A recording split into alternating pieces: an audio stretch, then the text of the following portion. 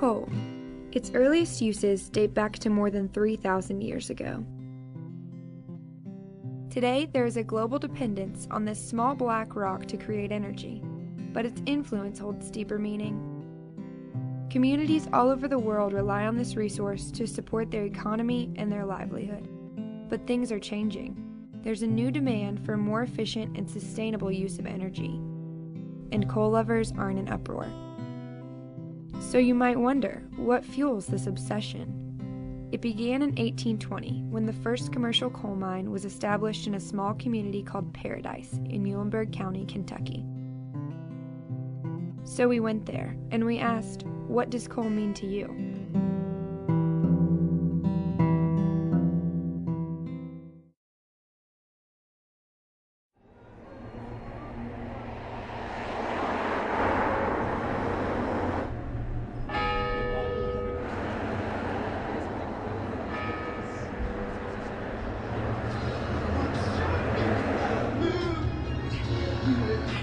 Here's my granddaughter's pictures right there. There they are. Addison, who's 5, and Mackenzie, who's 3. Coal means to me, well, I'm not as, I don't think I'm a great cheerleader for coal. It means heat. It means a whole lot. I mean, that was my livelihood. That's how I made my living. I spent 13 and a half years in the coal mine, and I got stage 1 black lung while I was in there, and it's I can really tell that I've got it. There's quite a few people in this area that has gotten black lung, and they've received state benefits, but it's almost impossible to receive federal black lung because you just about got to be almost, like the doctor told me, you got to be half dead. Coal is a very sensitive issue in a state like Kentucky because it's a very economical resource for our state. We put a lot of people to work with coal, and of course, we supply a lot of energy to people with coal. So in that respect, it's a win-win situation.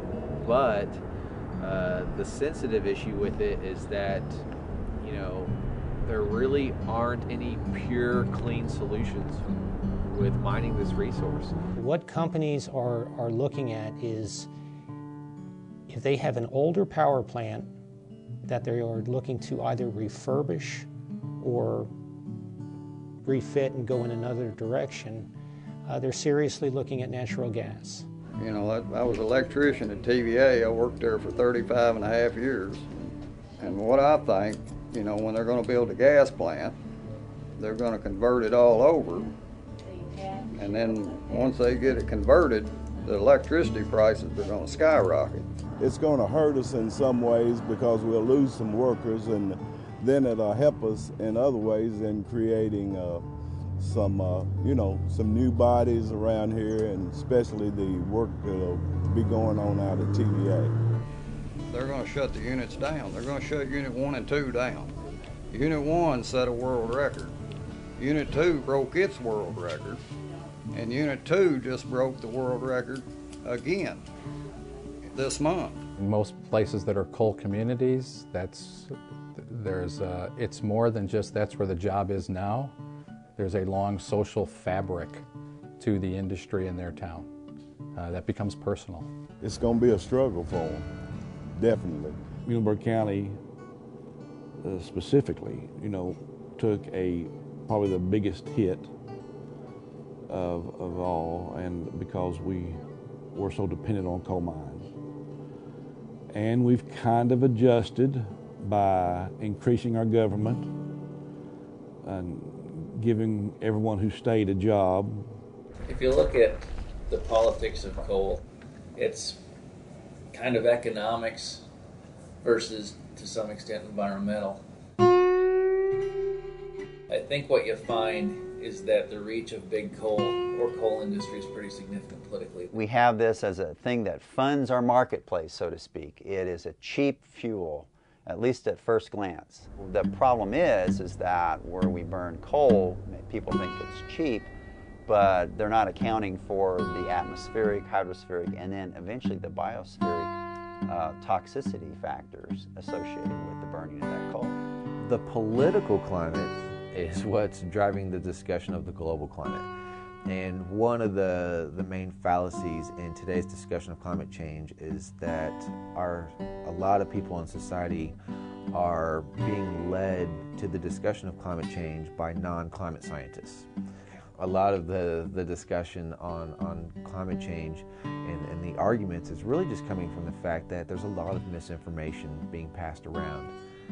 But undoubtedly, the climate is in fact changing. In fact, the climate's been changing for as long as the Earth has been around, so there's really not an argument on that.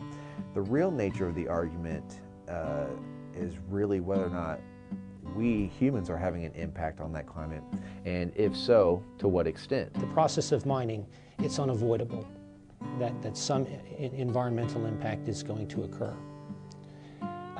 To the point where when you burn coal, you're left over with an ash byproduct that has to be disposed of.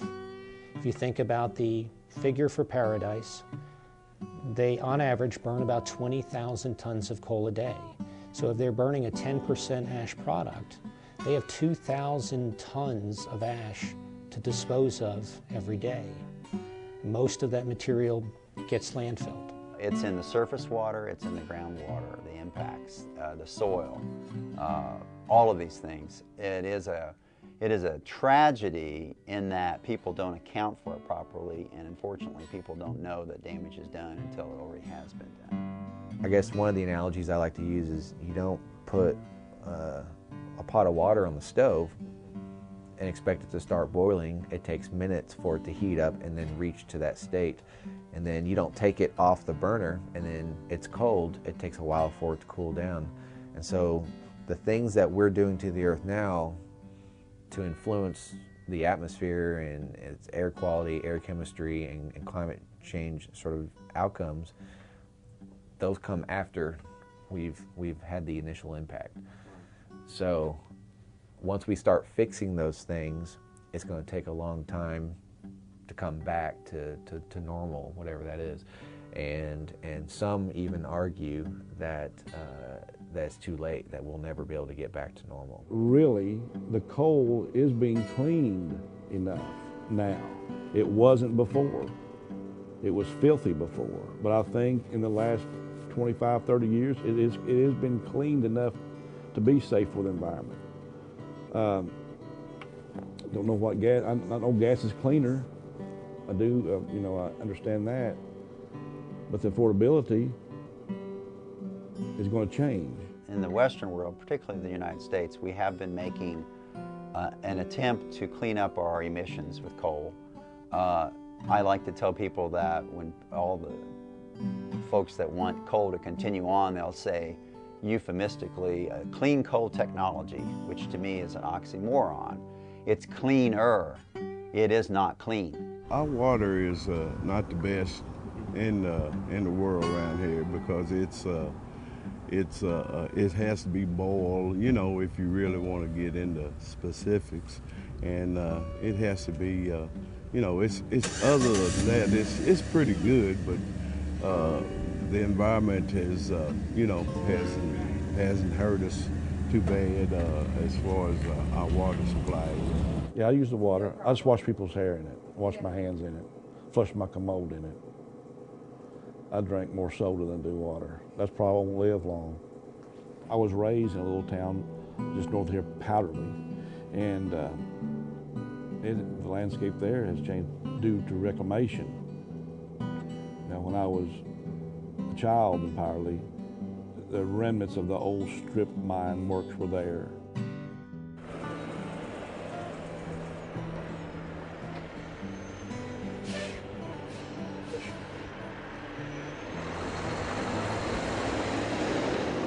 The Muhlenberg area, it's obviously got a long history of coal mining.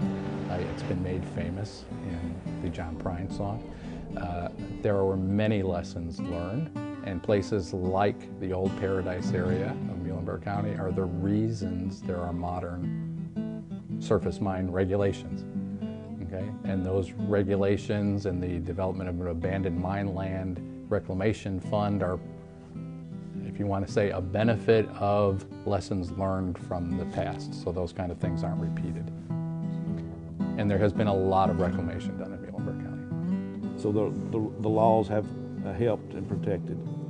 They were just beginning in the early 70s to put what's called scrubbers, and so we've done that for a number of years. Now we've stepped up a little further, and we're saying, EPA has said that not only are SOx, sulfur oxides, SOx for short, or NOx, nitrogen oxides, pollutants, but also we know mercury is, and we also know these other metals are. And in addition, we know that CO2 itself is a pollutant in the sense that it is a greenhouse gas. So we are making progress in acknowledging that these are problems.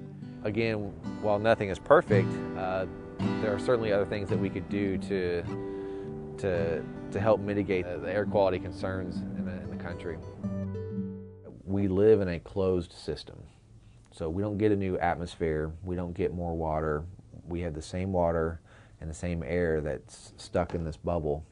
And I think if we think intelligently on this, the more we add people to the bubble, the more resources we're going to need to keep the world running, and the more those resources are going to be adding to this closed system. I don't think there's really an argument in there that we are in fact, changing the atmospheric content that is therefore leading to these climate changes that we're experiencing.